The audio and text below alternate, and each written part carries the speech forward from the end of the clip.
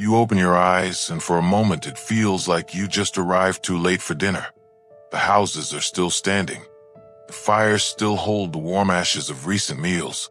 Belongings are exactly where they should be. Clothes neatly folded. Tools resting against the walls as if someone was about to pick them up at any second. But there's no one here. Not a single voice. No children crying.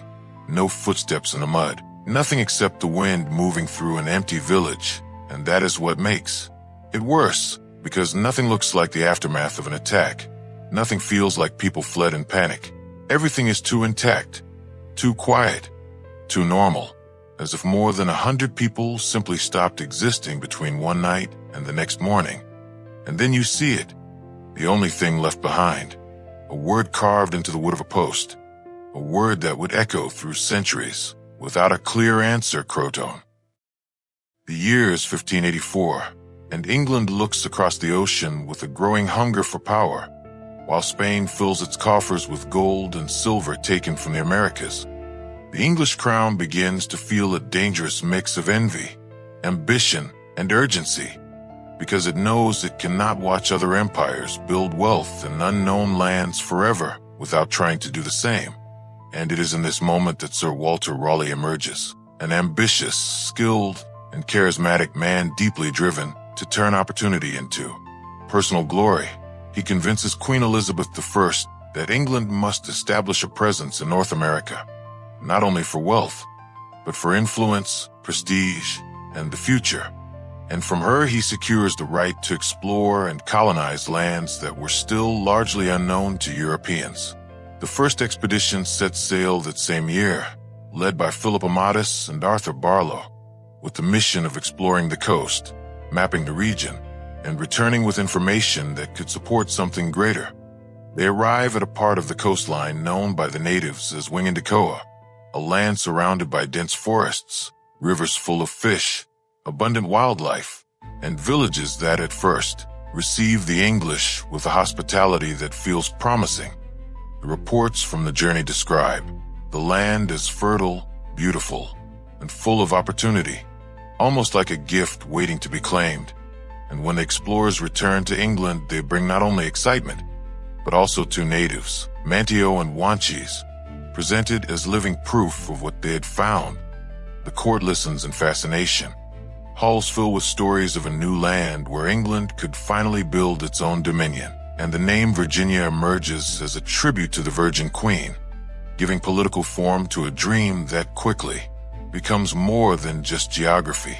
You are there, hearing these stories spread like sparks through dry grass, and you realize this is no longer just an expedition being planned.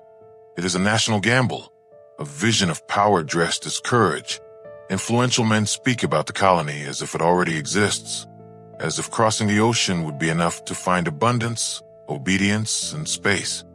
But the ocean gives nothing easily, and North America was not empty, waiting to be claimed.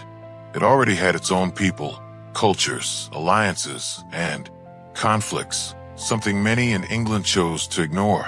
In 1585, a second expedition is launched with more concrete ambitions. This time the goal is not to observe, but to occupy. A group of soldiers, craftsmen, and specialists lands on Roanoke Island, a narrow strip of land between the coast and the mainland, isolated, difficult to defend, and even harder to sustain.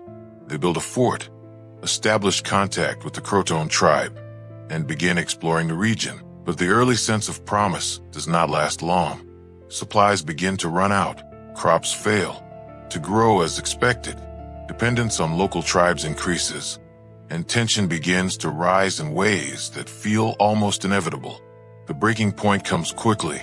An incident involving the suspected theft of a silver cup leads the English to respond with brutal force. Sir Richard Grenville orders the destruction of an entire village as retaliation, and with that decision, suspicion turns into open hostility. What could have become fragile coexistence turns into fear, resentment, and constant threat. The colony begins to decay before it ever has the chance to take root. The men there realize they lack resources. They do not understand the land. They cannot control their environment. And they have made their situation worse with the very people they might have needed to survive. When Sir Francis Drake passes through the region in 1586 on his way back to England, the colonists do not hesitate. They board his ships and abandon Roanoke without looking back.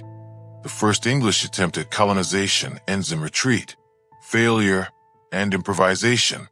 But the dream does not die, because men like Raleigh rarely abandon ambition simply because it failed too early. If anything, failure only makes the next attempt more determined. And that is exactly what happens. Roanoke is not forgotten. It is simply waiting for another group to arrive, and this time it will not be made up of soldiers and adventurers alone, but of entire families, people who will cross the ocean believing they are starting a new life, without realizing they are stepping into one of the greatest mysteries in history. You are standing at the port of Plymouth in early 1587, and the air carries a strange mix of expectation and uncertainty. This time it is not just soldiers and adventurers boarding the ships. It is entire families, men, women, and children. Ordinary people willing to cross the ocean to build a new life. People who truly believe that on the other side there's a real chance to start over. And among them is John White, a respected artist who has been to those lands before. Someone who has seen both the promise and the danger with his own eyes. Now appointed governor of the new colony, responsible not only for leading, but for protecting every single one of those people. The original plan was different. The colony was supposed to be established in the Chesapeake Bay, further north, in a region with better natural conditions and a more favorable location for long-term survival. But when the expedition finally reaches the American coast, something changes abruptly. The captain, Simon Fernandez, makes a decision that still raises questions to this day. He orders everyone to disembark at Roanoke, the exact same place where the previous attempt had already failed, and refuses to continue the journey to the intended destination. There is no clear explanation, only the urgency and authority of someone who has no intention of negotiating. And suddenly those families find themselves left behind on an island that already carried the weight of failure.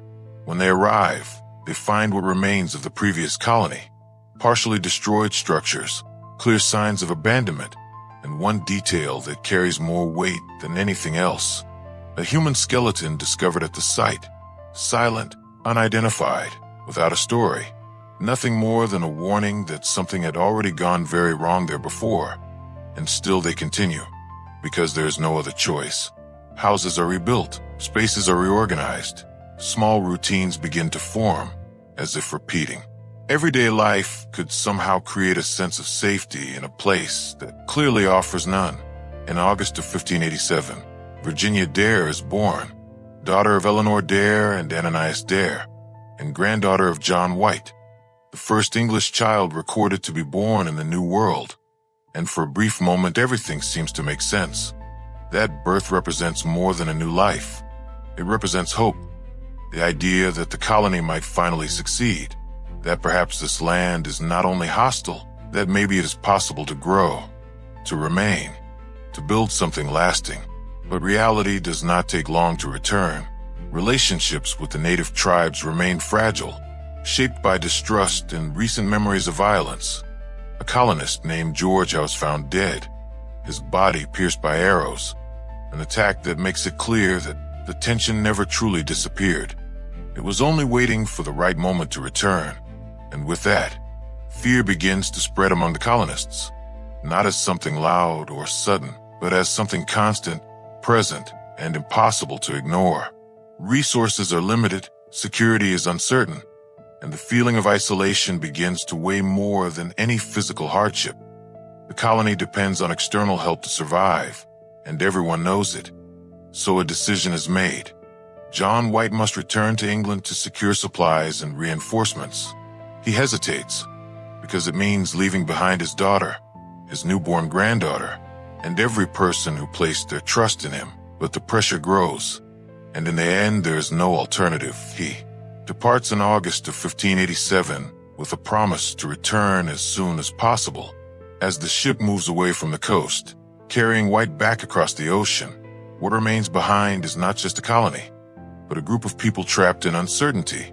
116 men, women, and children on an isolated island, surrounded by a land they do not fully understand, relationships they cannot control, and a future that depends entirely on someone who has just disappeared beyond the horizon. And it is at this moment that the story begins to change direction, because what was meant to be a short journey turns into a delay no one could have predicted. And as time passes, as months go by without any sign of return, something begins to happen in Roanoke. Something quiet, something that leaves no clear trace, something that slowly transforms an entire colony into one of the greatest mysteries in history.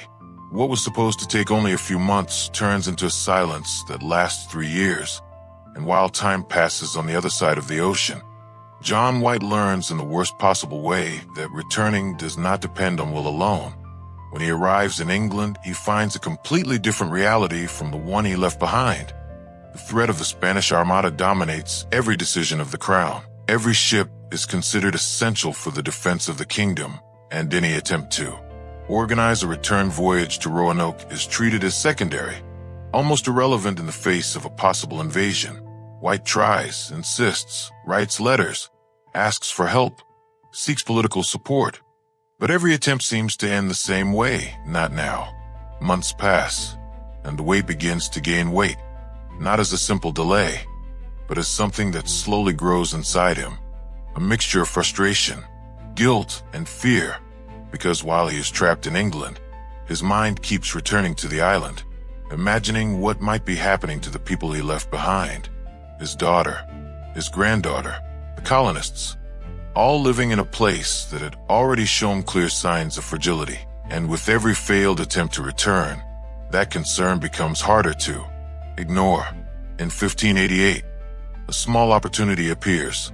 White manages to organize 2 smaller ships with the hope of finally crossing the Atlantic, but the attempt does not last long. On the way, they are intercepted by French pirates, attacked, looted, and forced to turn back. Another failure, another delay, more time taken from a situation that could no longer wait. And while all of this happens, the war continues. The English victory over the Spanish Armada does not immediately resolve the chaos that follows. Resources remain limited, priorities remain focused on rebuilding and defense, and Roanoke stays distant, almost forgotten among larger decisions. You can feel how time begins to change its meaning at this point. It is no longer just days passing. It is opportunities being lost, decisions not being made, moments that could have changed everything simply never happening. And for someone like White, that weight becomes impossible to ignore, because every delay carries the possibility that it is already too late. Finally, in 1590, 3 years after he first left, he is able to sail again, not in an ideal expedition, but aboard a privateering ship allowed to cross the ocean. It is not the return he planned, not the mission he wanted, but it is the only chance he has, and he accepts it, because at this point the conditions no longer matter. Only arriving matters.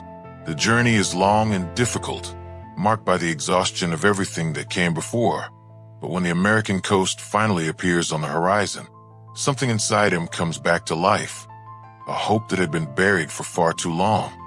The ship approaches Roanoke Island, and the men on board claim they can hear sounds coming from the land, as if someone is still there, as if the colony somehow still exists. Trumpets are sounded, voices are raised to announce their arrival, but no one answers. The silence returns, and this time it feels heavier. When they finally land and walk toward where the colony should be, what they find does not look like the aftermath of an attack. There are no signs of struggle, no bodies, no blood. The structures are still there, but not in the way they were left. The houses have been carefully taken apart, as if someone had time to prepare for departure. A wooden palisade has been built around the area, reinforcing the sense that whatever happened was done with intention, not in immediate panic. The belongings White had buried before leaving are found, some scattered, others damaged by time and exposure, signs that someone had been there after him. But there's no clear indication of what happened to the people, no direct clue, no visible path, only absence, a complete absence, too organized to be chaos, too silent to be easily explained. And then comes the detail that changes everything. Carved deeply into one of the posts of the palisade, a single word, CROATOAN, and on a nearby tree, 3 letters carved separately, CRO, as if it had been left deliberately, as a message meant to be understood by whoever returned. Before leaving, White had agreed with the colonists that if they were forced to leave Roanoke, they should carve the name of their destination, and if they were in danger, they should add a cross. But there is no cross.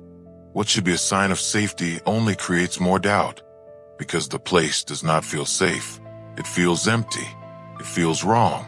CROATOAN Island lies only a few dozen miles to the south, close enough to reach, close enough to investigate. But once again, time interferes. The weather shifts.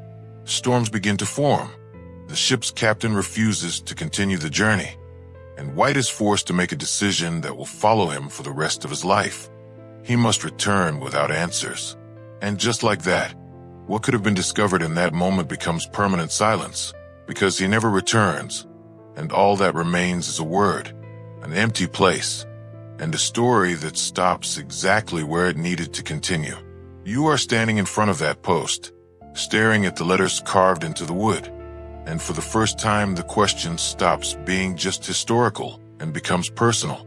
Because the more you try to understand what happened there, the less the answers seem to make sense. 116 people do not simply disappear without a trace. Not in a small place. Not in a confined space. Not without something being seen, heard, or recorded. And yet everything in front of you is silence, marked wood, and the feeling that something there does not want to be explained. The theories begin to emerge as attempts to fill that emptiness. Some simpler, others harder to accept, but all of them carry the same problem. None of them can explain everything completely. The most accepted explanation among modern historians points to a rational decision. The colonists may have abandoned Roanoke on their own, realizing that help was not coming, and sought survival alongside the native tribes of the region, especially the CROATOAN, with whom there was already some level of trust and connection. It would have been the most logical choice, the most human one, to leave behind a fragile structure and integrate with those who understood the land, the climate, and the resources available. Later accounts seem to support this possibility. Explorers and colonists from the following century describe native groups with unusual characteristics, lighter eyes, European features, and stories that suggest earlier contact with the English. The Lumbee tribe, in what is now North Carolina, still maintains the narrative that their ancestors may have mixed with those missing colonists, an explanation that solves part of the mystery, but not the entire story, because it still leaves gaps, still depends on indirect interpretation, and it still does not provide definitive proof.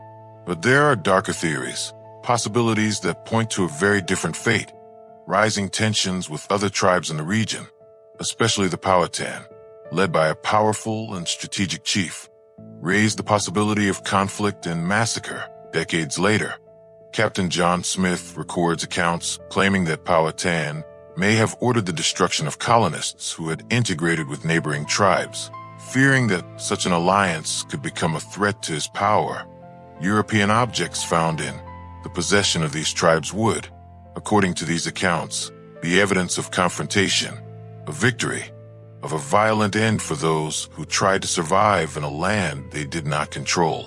There are also theories that point to less immediate, but equally devastating causes. Prolonged droughts, confirmed by modern climate studies, suggest that the region faced one of its most severe periods of scarcity between 1587 and 1589, making survival extremely difficult without external support. Crops fail, resources disappear, pressure builds, and in a situation like this, desperate decisions begin to take shape, abandoning the island, splitting the group, attempting to reach another location. Anything that offers even the smallest chance of survival.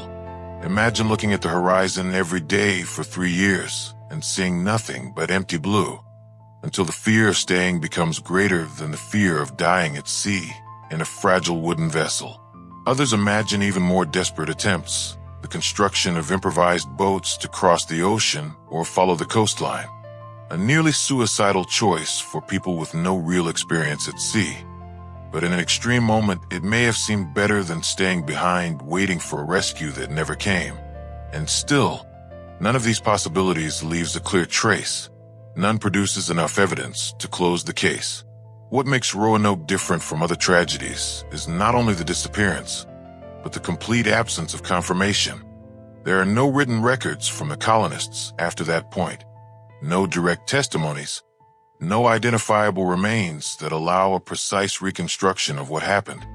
It is as if history itself was interrupted in the middle of a sentence, as if someone closed a book before the ending and the final page was lost forever. Even more recent attempts at investigation have failed to fully solve the mystery. Analysis of John White's maps revealed hidden markings that suggest the possibility of an inland relocation, perhaps a route that was never fully executed or never publicly revealed. Archaeological excavations in those areas uncovered European artifacts mixed with native objects, reinforcing the idea of contact, movement, and change. But still nothing that can definitively explain the fate of those who vanished. And as you remain there, facing the carved wood, the word CROATOAN stops being just a name and becomes something else. Not just a place, but an absence, a story without an ending, a mystery that resists time itself. Because perhaps the most disturbing part of all is not what happened, but the fact that no one has ever been able to prove it with certainty. You leave the island behind, but realize the mystery did not stay there. It follows you, as if that story was never truly finished, as if it is still open, waiting for someone who can finally see what no one else could. Because Roanoke was not just the disappearance of 116 people. It was a turning point, a failure that reshaped how England would approach colonization in the years that followed. The lessons were harsh and unavoidable. A colony cannot survive on hope alone. It needs constant supplies, communication with the mainland, a strategically chosen location, and above all stable relationships with the people who already live there. Without that, any attempt to remain becomes fragile, unstable, and doomed to repeat the same mistakes. Roanoke proved this in the worst possible way, not as theory, but as real consequence. Years later, when the Virginia Company organized the expedition that would lead to the founding of Jamestown in 1607, those lessons were already part of the plan. And even then, Jamestown nearly failed in its early years, facing starvation, internal conflict, and conditions that echo everything Roanoke likely went through. The difference was that this time reinforcements arrived before it was too late, and the colony managed to survive, something that never happened in Roanoke. John White, the man who left everything behind with a promise to return, spent the rest of his life trying to organize another expedition to search for the colony. But he never succeeded, opportunities never came, interest faded, and slowly the mystery stopped being a priority for those who controlled resources and decisions, leaving him with nothing but memory, doubt, and the absence of answers about the fate of his own family. And yet his records survived. His drawings and paintings became valuable historical documents, preserving detailed images of the native peoples of the eastern coast before large-scale colonization changed everything. There's a quiet irony in that. The man who could not save his colony became the one who preserved a world that would also disappear, just in a different way. Sir Walter Raleigh, who envisioned the entire endeavor, never even set foot on that land. He funded expeditions, named territories, and imagined an empire. But in the end, he watched it all unfold from a distance. His political power declined after the death of Queen Elizabeth, and years later he was executed, ending his own story without ever seeing the outcome of the dream he helped create. But Roanoke did not disappear with him. Instead, it grew into something else, a symbol, a story that refuses to end, feeding theories, investigations, and interpretations for centuries. Books were written, studies were conducted, and entire productions were created trying to fill the void left behind. Each generation finding its own way to interpret the same mystery, projecting its fears and questions onto it. At its core, however, there's something much simpler and much harder to accept. There were people there, There was a child named Virginia Dare who was born on that land. There were families who believed they were starting a new life. Men and women who built homes, planted crops, created routines, built expectations, and at some point simply ceased to exist in that place, without leaving a clear explanation behind, without leaving an answer that could truly close the story. And maybe that is exactly what keeps Roanoke alive. Not just the mystery itself, but the absence of an ending. Because stories without a conclusion do not end. They continue, being told, reinterpreted, and remembered like an echo that never fully fades. You take one last look at the horizon where the island still remains small, almost insignificant in the distance, yet carrying one of the greatest mysteries in history. And the word carved into the wood is still there, crossing centuries, resisting time, as if it is still waiting for someone to finally understand it. CROATOAN.